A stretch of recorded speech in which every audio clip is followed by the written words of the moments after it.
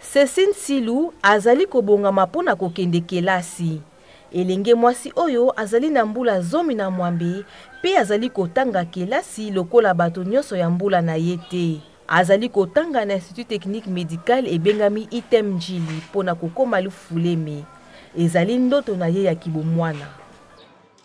Tangu nazalaki kokende na l'hôpital, nazalaki komona ba mafuleme kosala mosala yango wana epesaki nga posa na koma lokola bango nalingaka kosunga bakoni nazali na posa wana kati na ngai ya kosunga bato bakubele nazali na like te tango na kosisa kilasi na kozwa mosala pe na kosala lokumu ya etelo na ngai.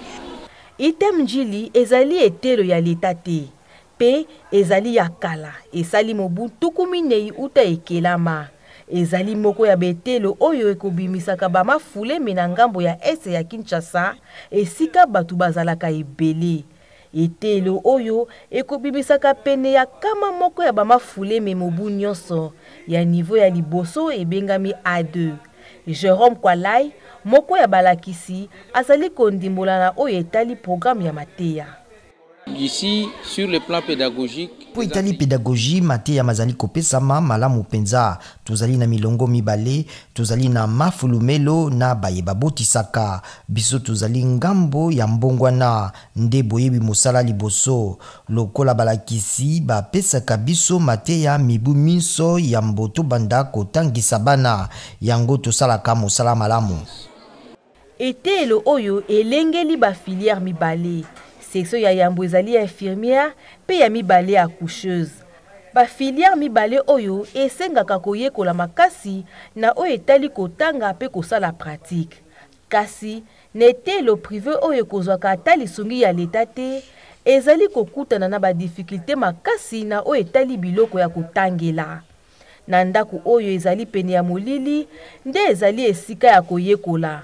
Maman directrice ya etelo apesi mbela na ntina ya lisungi.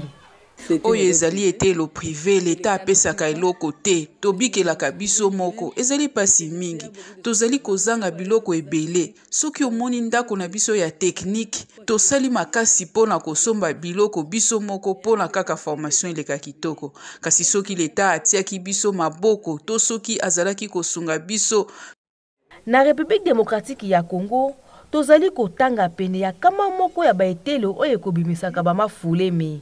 Mingi kati na bango ezali ya mbula matari te pe ezali kozanga biloko ya mosala.